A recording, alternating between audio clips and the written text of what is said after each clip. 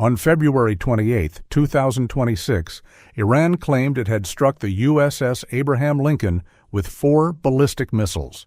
The claim was a lie. CENTCOM confirmed it immediately. The Lincoln was not hit. The missiles did not come close. The Lincoln continued launching aircraft. But the claim raised a question that almost never gets discussed in honest terms in public coverage of naval warfare. What would actually happen to a carrier if a modern weapon did get through?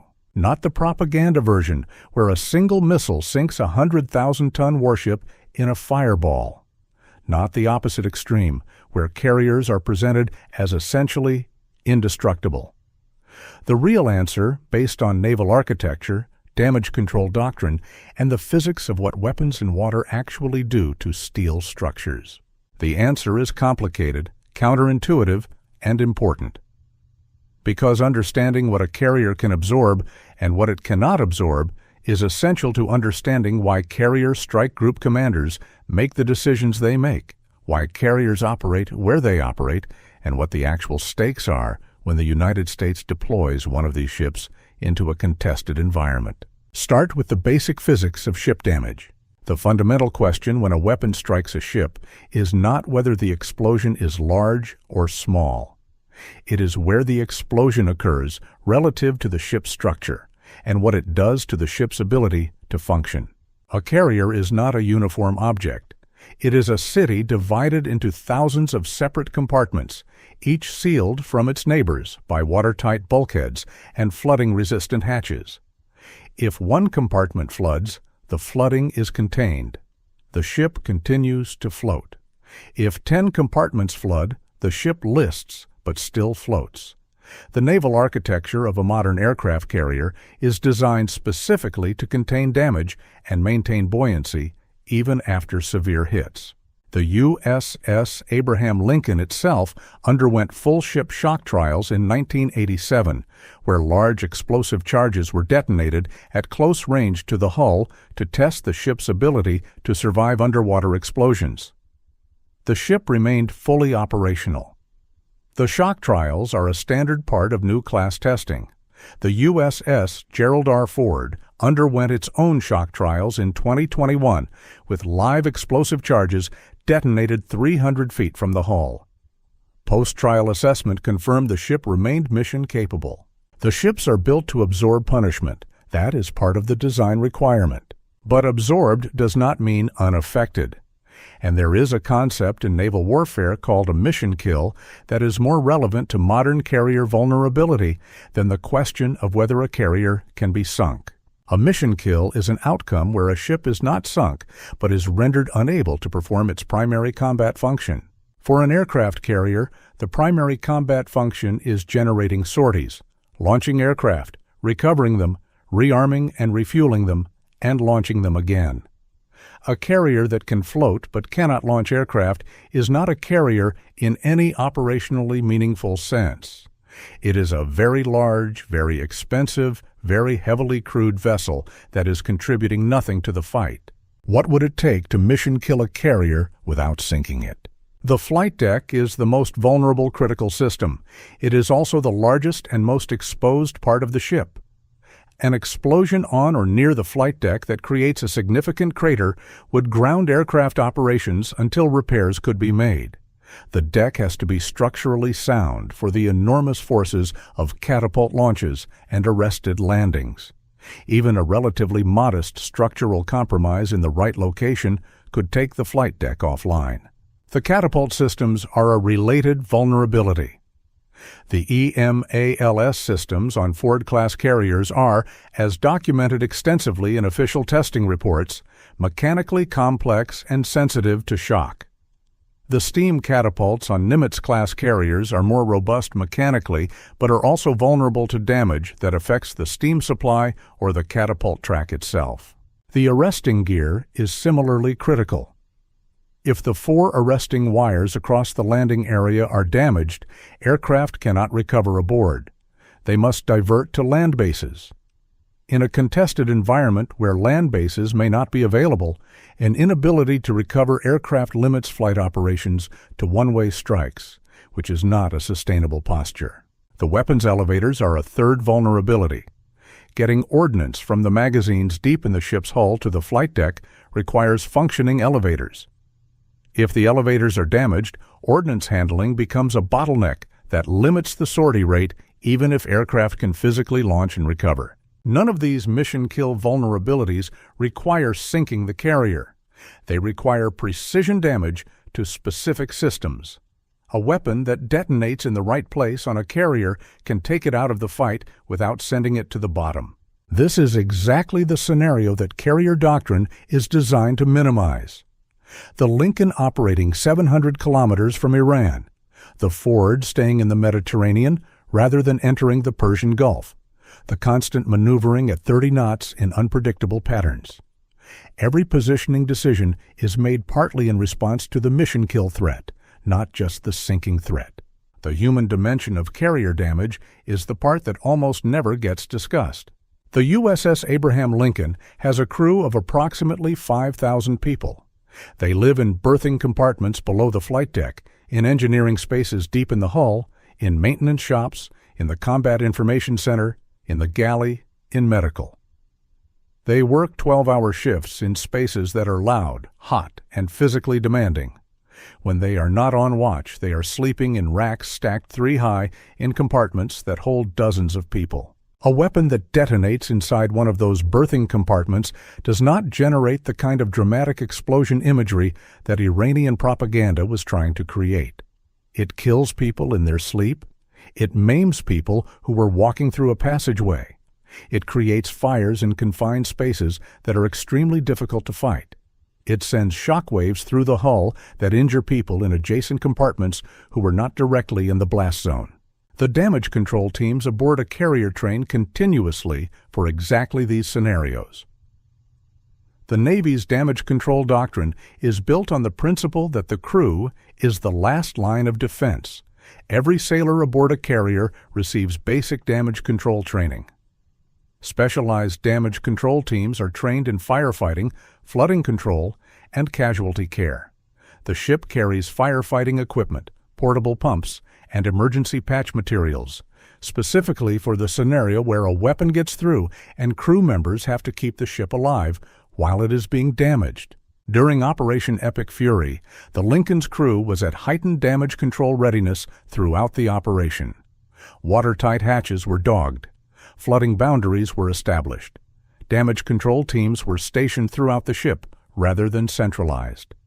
This is standard procedure in a contested environment, and it reflects the institutional understanding that even a carrier with a highly capable defensive system can be hit, and that when it is hit, the outcome depends on what the crew does in the minutes that follow. The sailors who perform damage control on a damaged carrier are not operating high-technology systems. They are carrying fire hoses through smoke-filled passageways, pumping water out of flooding compartments, and performing emergency surgery on shipmates in a medical bay that is being asked to function as a trauma center while the ship continues to maneuver. The human capability that keeps a damaged carrier alive is as important as the steel and the compartmentalization. There is one final element of carrier survivability that is rarely acknowledged in public discussion. No American aircraft carrier has been hit by a hostile weapon in combat since 1945. The last carrier to be seriously damaged in combat was the USS Franklin in March 1945, when Japanese air attacks caused fires and explosions that killed 807 of her crew. She survived. She was towed to New York for repairs. 80 years of not being hit has produced something problematic in the institutional memory of carrier warfare. The scenarios that planners train for are derived from historical data and from analysis, not from recent experience. The damage control doctrine is excellent and well rehearsed, but it has never been tested against a modern weapon in a real combat scenario. When Iran's missiles flew toward the Lincoln in March 2026 and did not hit, the outcome confirmed what American doctrine predicted would happen. Aegis works, the maneuvering works, the layered defense works. The kill chain that had destroyed Iran's command infrastructure before the missiles were fired works. But the confidence that comes from an adversary's weapons not coming close is different from the confidence that would come from a weapon actually hitting the carrier and the crew successfully containing the damage. The Lincoln crew was at battle stations. The damage control teams were positioned. The medical teams were ready. And when the assessment came back that the missiles had not hit, that the ship was undamaged and continuing operations, the relief in the Combat Information Center was real. The carriers are built to take a hit. The crews are trained to survive it. The doctrine is designed to minimize the chance it ever happens. February 28, 2026 was the day the doctrine was tested at the highest stakes, and the doctrine worked. What would have happened if it had not is a question that the Navy hopes never to have to answer from experience. This is Naval Depth. Subscribe and stay with us as this story continues. The damage control story has a second dimension that goes beyond the immediate crew response to a hit, and it involves the industrial base that would have to repair a damaged carrier if one were actually struck. There are 4 shipyards in the United States capable of performing major repairs on nuclear-powered aircraft carriers. Only one of them, Newport News Shipbuilding in Virginia, is capable of performing the most complex work, including reactor-related repairs and structural work on the main hull. If a carrier takes battle damage severe enough to require major structural repairs, it has to go to Newport News. Newport News is currently managing multiple major programs simultaneously. The USS John F. Kennedy Sea Trials, the USS George Washington RCOH, the construction of the USS Enterprise, and routine maintenance work on other carriers in the fleet. The yard is operating at high capacity. A damaged carrier arriving at Newport News would join a queue. The repairs would be prioritized, but they would not be instantaneous. Depending on the severity of the damage, returning a hit carrier to operational status could take months or years. During that time, the fleet is operating with one fewer carrier. The death spiral dynamics described in an earlier Naval Depth video start to apply, and deployment extensions begin. This is the second-order damage from a carrier hit that never gets discussed. The immediate casualties and the immediate mission kill matter enormously. But the industrial tail, the repairs, the time out of service, the cascading effects on the deployment cycle of every other carrier in the fleet, these matter too. A carrier taken out of service for a year costs the Navy not just that carrier's combat power, but the disruption of the entire system that 11 carriers depend on. This is another reason why carrier doctrine prioritizes keeping the ship out of situations where it can be hit in the first place. The cost of a hit is not just the damage to that specific ship. It is the systemic disruption to the entire carrier fleet for as long as the repairs take. The Lincoln was not hit. The Ford was not hit. Both of them remain operational. The industrial base that would have been overwhelmed by major battle damage to one of them is not overwhelmed. The rule of third cycle continues. That outcome was not accidental. It was the result of positioning decisions, defensive systems, operational doctrine, and planning that was specifically designed to ensure that February 28, 2026 ended the way it ended. With 11 Iranian warships gone from the Gulf of Oman, with the Lincoln launching aircraft, with the Ford undamaged in the Red Sea, the doctrine of not getting hit is not timidity. It is the most expensive lesson the U.S. Navy has ever learned, paid for in the ships that were hit, in the decades of carrier warfare experience that produced the doctrine, and in the billions of dollars invested in the defensive systems that made the doctrine work on February 28th. The carriers are built to take a hit, and then they are kept far enough away, in positions good enough, with defenses deep enough, that they never have to prove it. That is naval power projection in the modern era. And for now, it is working. This is Naval Depth. Subscribe and stay with us as this story continues. There is a human dimension to the damage control story that the technical discussion can obscure, and it deserves to be named directly. The USS Abraham Lincoln carries approximately 5,000 people. The USS Gerald R. Ford carries approximately 4,500 people.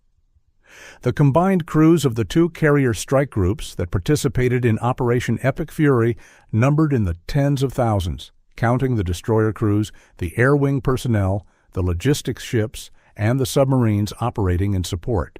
Every one of those people had a family somewhere that was watching the news on February 28th and the days that followed.